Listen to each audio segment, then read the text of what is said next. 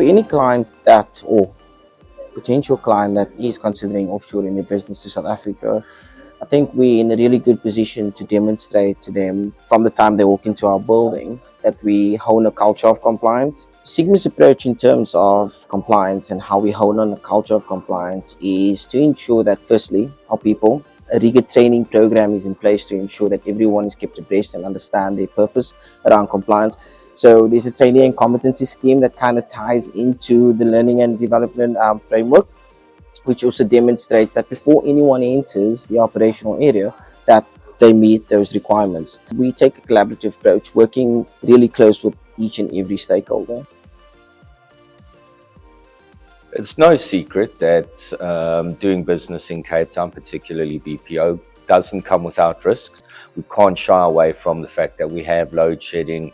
There are some transport issues, and really, as a business based in South Africa, run by South Africans, these are not new challenges for us. We have complete resilience across our 5 buildings.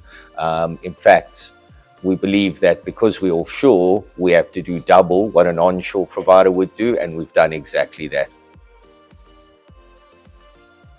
In an ever-changing business landscape, data security is of the utmost importance, and we at Sigma can definitely demonstrate that we have the necessary measures in place and protocols to ensure that is safeguarded. Data classification forms part of our obligation under our ISO 27001, which is our information security certification, to demonstrate that we are compliant to the regulatory guidelines and requirements. We can demonstrate that over and above our contractual obligations for all of our regulated campaigns or clients, we can also, as a business, showcase this is our framework.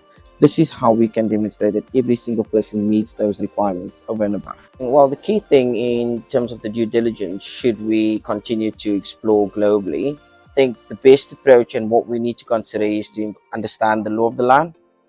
Understanding the law and the regulations to ensure that for what current standards we're adhering to, whether it be in South Africa and the UK, is kind of mirrored, and the same approach that we adapt and ensure that we can demonstrate is aligned to that specific geographic, whether it be the USA or also Australia. And I think we are in a really good position to showcase that we don't only meet the minimum standards, so that's why we would always strive to do more and go beyond.